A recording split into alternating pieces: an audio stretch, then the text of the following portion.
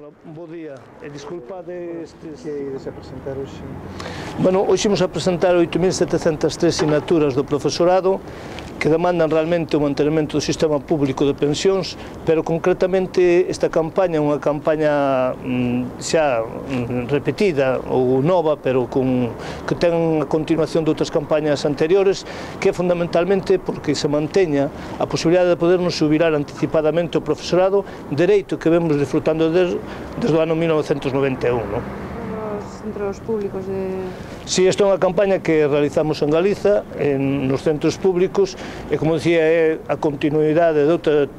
campañas, e a razón neste momento de facer a entrega é fundamentalmente porque o ano 2011 remata a prazo, a prórroga que tiñamos para podernos xubilar anticipadamente. E realmente a Consellería de Educación non fixo nada, está de brazos caídos, está de costas ao profesorado, cando é non só un dereito que viñemos disfrutando desde o ano 91, senón que evidentemente é unha mostra, sería unha mostra real de recoñecer o noso traballo, de recoñecer a función pública que se pretende evidentemente con outras normas que o único que fan é todo o contrario. De aí que lle exiximos tamén ao señor Conselleiro de Educación, na medida que a transitoria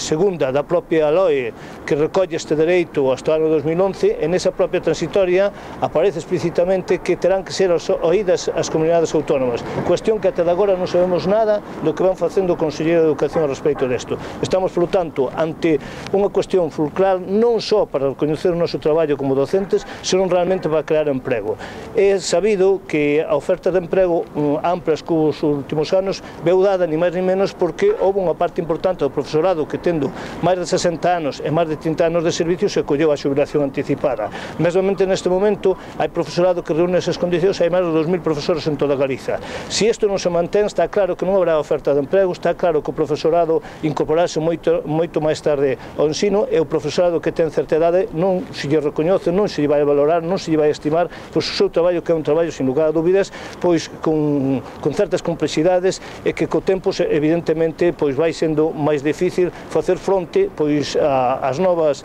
situacións, facer fronte ás complexidades, facer fronte fundamentalmente aos cambios que se producen día a día, non?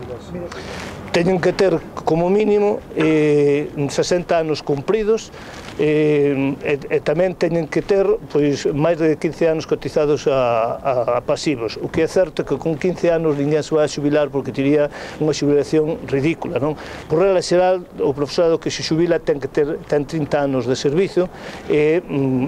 60 anos cumpridos, que é o requisito realmente necesario, igual que estar 15 anos ininterrompidos como activo na función docente pública, non? E a partir deste ano este siga sendo consolidar este dereito que vimos disfrutando, como dicía antes, desde o ano 91. Sin embargo, estamos en un momento difícil, como todo o mundo sabe, está posta en tela de xuicio mesmo o sistema público de pensións, preténdese ampliar a idade de xubilación hasta os 67 anos e tamén preténdese reducir as pensións na súa globalidade, que tamén son reivindicacións que evidentemente o profesorado rexeitaba e ao mesmo tempo demandaba outra serie de melloras nas pensións que siguen sendo pensións que moitas veces son pensións insuficientes, pensións baixas, fundamentalmente naquele profesorado que non pode conseguir ter 35 anos de servicio, que é cando pode cobrar pois a pensión máxima no caso de secundaria, e no caso de primaria pois nunca alcanzará a pensión máxima, pero polo menos vai a recibir o 100% do haber regulador, non?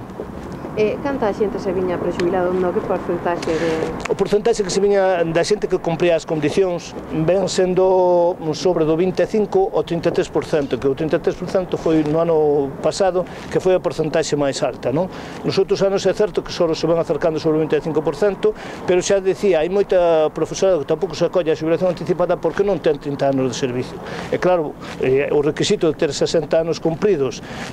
si o ten, pero se non ten 30 anos de servicio, evidentemente ninguén se vai a xubilar porque ten unha xubilación realmente que non lle dá para vivir, non? Entón, tendo en conta que hai un número importante que ainda tendo as condicións, os requisitos, non se acolle a xubilación porque evidentemente ten unha xubilación ridícula. É certo que era unha porcentaxe importante e que polo tanto vaise por en tela de xuicio, mesmamente pode desaparecer e, como decía antes, pois as ofertas de emprego van ser insignificantes, por non decir inexistentes nos próximos anos. Por tanto, estamos ante un tema fundamental desde o punto de vista laboral, pero tamén desde o punto de vista educativo e desde o punto de vista social, porque se digo, un momento para máis como estes, non podemos permitirnos o luxo que evidentemente o profesorado novo se incorpora ainda cada vez máis tarde ao ensino e que, sin embargo, o profesorado que leva moitos anos xa na docencia non pode acollerse a xubilación anticipada. Por certo, hai que dicir unha cuestión, que mesmamente en términos económicos a propia administración non lle sale nin siquiera moi cara esta xubilación anticipada, na medida que os salarios dun profesor ou profesora que se incorpora de novo ao sistema educativo pois son evidentemente bastante menos que os salarios dun profesor que leva 30, 35 ou 40 anos de servizo. Gracias.